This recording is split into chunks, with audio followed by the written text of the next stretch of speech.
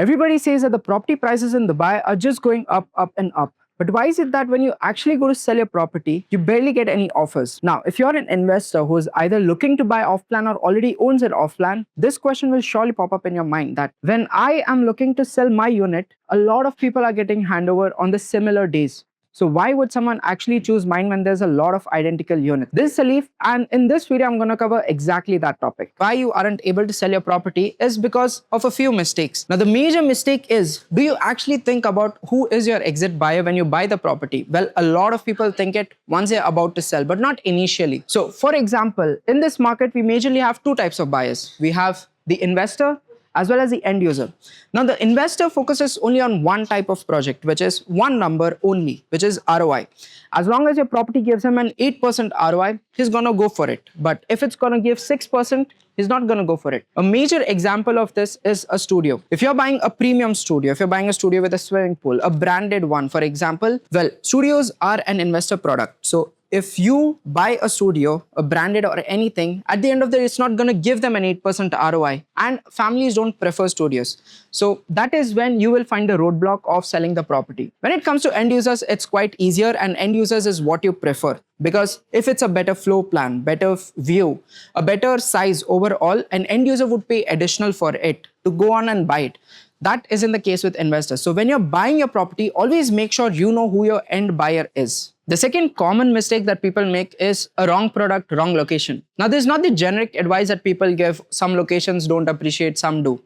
But if you buy a property, a generic property with a generic view in a generic developer, and expect that when all the supply is coming up, you will sell quick, that's not going to happen. The problem is not the supply, but it's more like the meaningful supply that's there. If your unit is not indistinguishable, it could be a better floor plan in the building or comparatively in the whole area. For example, let's take DLRC. If you have a very good 2-bedroom floor plan there, which you know in the market not so many people have, that is going to sell well. Top it up with a better view, it's going to sell even better. These are the things that make your property indistinguishable. And as long as your property is indistinguishable, it has another factor to it, it's going to sell quite quickly. Because at the end of the day, what do you think buyers do? They look at 10s, 20s, multiple different products because before they actually commit to one. And if yours is an indistinguishable one, they're going to commit to yours. Now, let's say you didn't make these two mistakes. You know who your exit buyer is, and plus you bought a unique property. The major thing that you face after that is the exit plan. Exit plan matters quite a lot when you compare it with the property itself. It's almost as equal. For example, this is a third mistake that I see. A lot of agents, what do you think they pitch you? That when you're going for 40-60, okay, or 20-80 payment plans and a lot of different developments, what they say is you can sell it before handover. But right now, to be honest, we don't even have the market to sell before handover. Think about it. We need 40% to actually get the no objection certificate in order to resale the property. But why would someone pay 40% cash, liquid cash to you to get your property? And that is why, the reason why you see these dumps coming up in the appreciation. These are people who have not made sure that they can go up to handover and later sell the property during the handover for a lesser price. The next major thing is dumping it at handover. Now see, this is all real transactions that have happened. This shows the volume.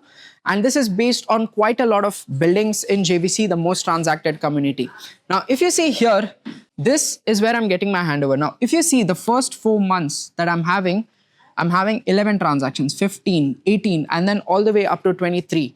These are a lot of transactions here, 60 plus transactions going up. And if you see during the peak, it's a little less than one transaction a day. Now, when you're looking to get into so much competition and selling your property, you're not going to get the best prices. And this is even denoted when you check the prices itself. So this is the first 4 months. And after that, you can see the prices actually going better. This is majorly because of the volume of the transactions coming up.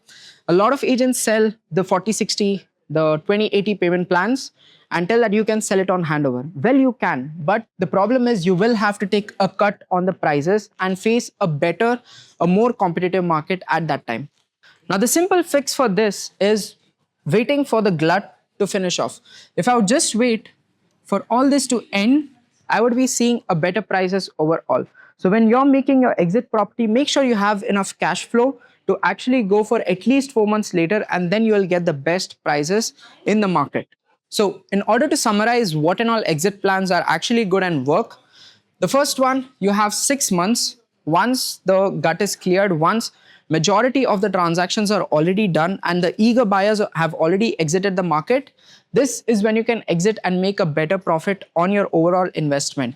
The second is 12 months plus rent. You could rent it out for a year. So overall it takes like 1 year, 2 months. And before your lease actually ends, you can go and sell your property. This is easier also. This is debatable because if let's say you are going for a 40-60 payment plan, you are fine with cutting your prices by 5 to 7%. But what you're looking at is not the overall return on investment, but rather the return on equity that you have put in. For example, if you have only paid 40% and there's an overall 30% capital appreciation, if you sell it for even 5% lower, your return on equity is still way better than compared to these two. So in the end, if this is what suits you, you could go for this, but just make sure that you will find competition there. So in the end, what you need to do is decide your exit plan on the day you buy rather than on the end. And this will help you and save you from so much headache later on. Now, if you are thinking of buying an off-plan unit or you already have something in mind and you want to check what is the best exit plan based on the areas or based on the project itself, and is your floor plan actually indistinguishable or something that an end user would actually choose, you can contact me. This is my number on the screen. But that's it for this video. I'll see you on the next one.